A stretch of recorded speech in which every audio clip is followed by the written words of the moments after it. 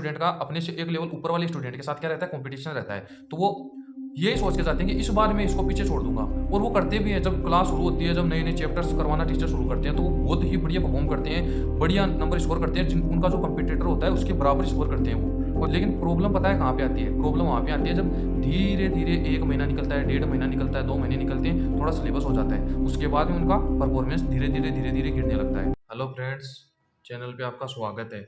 आज मैं एक बहुत ही इंपॉर्टेंट टॉपिक के ऊपर बात करने जा रहा हूँ।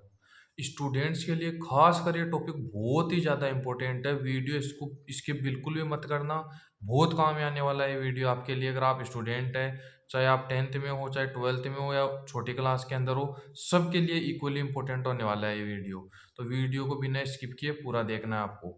देखो दोस्तों, सबसे जो इम्पोर्टेंट चीज़ है, जैसे हम नए सेशन शुरू होने वाले हैं स्कूल्स के, तो कॉन्फिडेंस है जो बच्चों का, उसके ऊपर सवाल खड़ा होता है सबसे पहले। कैसे?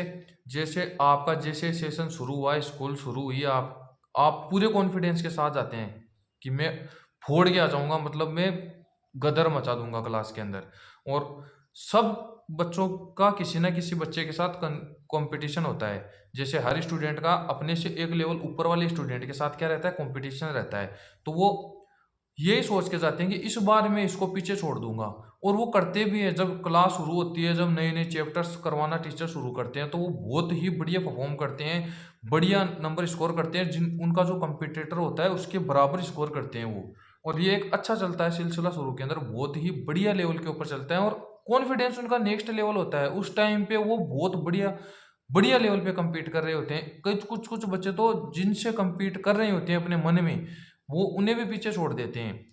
लेकिन प्रॉब्लम पता है कहाँ पे आती है? प्रॉब्लम वहाँ पे आती है जब धीरे धीरे 1 महीना निकलता है, 1.5 महीना निकलता है, 2 महीने निकलते हैं, थोड़ा सिलेबस हो जाता है, उसके बाद में उनका परफॉर्मेंस धीरे धीरे गिरने लगता है।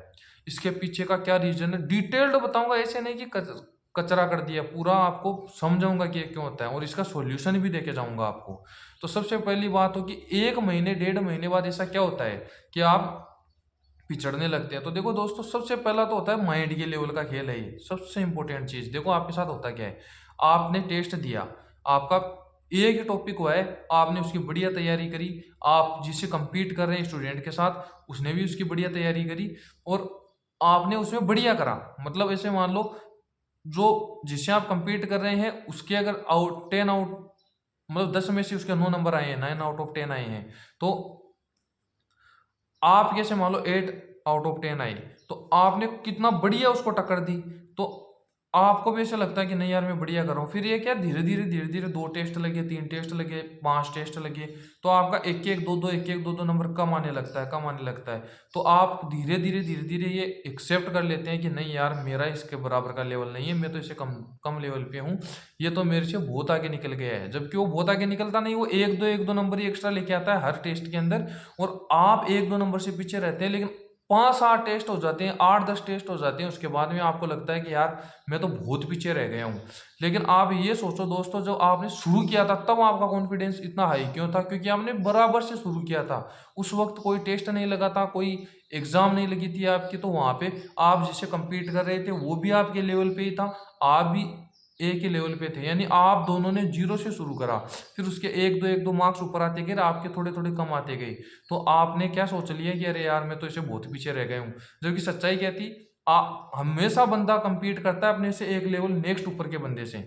तो आपसे वो पहले यार एक लेवल ऊपर था, तो एक दो नंबर ज्यादा आ रहे हैं, तो आपका कॉन्फिडेंस वहां पे डाउन होने लगता है। अब इसको बचाना कैसे है? तो देखो, ये सारा माइंड का खेल है, माइंड के लेवल पे आपको समझना पड़ेगा इसको। तो इसकी एक अंडरस्टैंडिंग बनानी पड़ेगी आपको कि जैसे आपने जब शुरू हुआ आपका सेशन, तो उस वक्त आपका और जिससे आप compete कर रहे हैं उसका लेवल क्या था। ऐसे मान लो, जिससे आप compete कर रहे हैं वो 9 आउट ऑफ 10 वाला बंदा है, और आप 6 आउट ऑफ 10 वाले बंदे हैं, यानी उसके 10 में से 9 आते हैं और आपके 10 में से 6 आते हैं। तो आपका गैप कितना हो गया? 3 नंबर का गैप हो गया। तो जब आपने सेशन शुरू किया तो जीरो से शुरू हुआ, दोनों इक्वल, बराबर बराबर हो दोनों। लेकिन ये भी तो है ना कि वो माइंड के लेवल पे आपसे 3 मार्क्स हमेशा ज्यादा लेके आता है, उसका लेवल आपसे 3 मार्क्स का ज्यादा रहता है हर टेस्ट के अंदर। तो जब आप compete करते हो, तो उसके से मान लो 9 आए और आपके 8 आए किसी टेस्ट के अंदर, तो आप ये क्यों सोचते हो कि यार मैं पीछे रह गया? आप ये देखो ना, उससे आप 1 नंबर पीछे रहे हो। आपका मार्क्स का गैप चेक करो कितने का था। पहले आपके 3 नंबर का गैप था और अब आपका सिर्फ 2 नंबर का या 1 नंबर का गैप रह रहा है, तो आपने इम्प्रूव करा है। तो आप कॉन्फिडेंस को वापस ऊपर लेके आओ, ये कह के कि नहीं भाई मेरा इंप्रूवमेंट हुआ है, आप डाउन मत जाने दो। और ये आप खुद को समझाओगे, बार बार बताओगे कि नहीं यार मेरा पहले 3 नंबर कम आते थे इससे, अब मेरे 2 ही नंबर कम आ रहे हैं, अब मैं कोशिश करूंगा कि 1 ही नंबर कमाए अगले मॉक में। तो आप ये मत देखो कि पिछले 7 8 या 10 मॉक्स के अंदर या 10 टेस्ट के अंदर मेरे इससे मार्क्स कम आए हैं।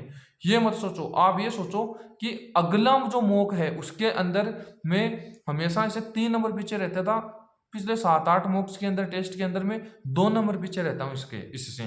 तो इस बार मैं कोशिश करूंगा कि ये फासला और कम हो, मैं 1 नंबर पीछे रहूँ इससे। तो ये कोशिश करनी है आपकी। तो इससे क्या होगा, आपका कॉन्फिडेंस धीरे धीरे बढ़ेगा।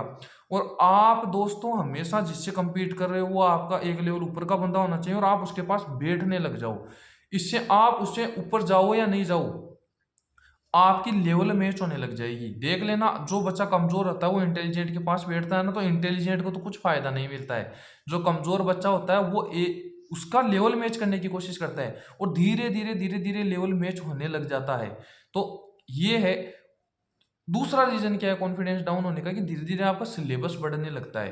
पहले 1 चैप्टर था, फिर 2 हुए, 5 हुए। तो जैसे जैसे चैप्टर्स बढ़ते हैं तो आपका कॉन्फिडेंस वैसे डाउन जाने लगता है। अरे यार इतना सारा मेरे ऊपर तो बर्डन आ गया, तो मैं इसको कैसे मतलब मैनेज करूंगा।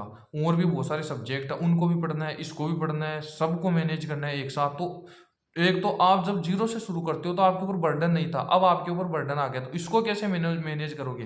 तो आप एक प्रॉपर क्या बनाओ, रूटीन बनाओ, ताकि आप सारे सब्जेक्ट्स को एक एक एक करके टाइम दे सको।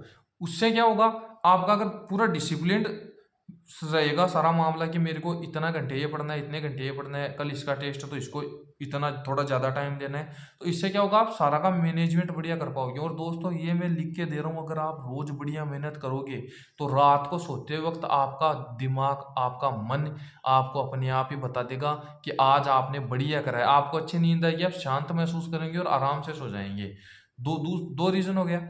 एक तीसरा रीज़न और है इसके पीछे, वो ये है कि जब बच्चे औरों से compete करते हैं तो इसके अंदर होता है क्या है कि एक सेल्फ डाउट आने लगता है।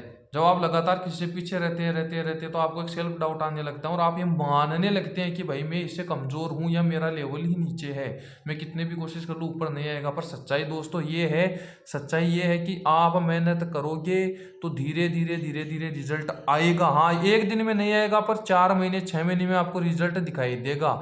आप मेहनत करते रहो। तो आपको जो अपना कॉन्फिडेंस है उसको नीचे नहीं जाने देना है किसी भी कंडीशन के अंदर, और धीरे धीरे आपको इम्प्रूव करते रहना है।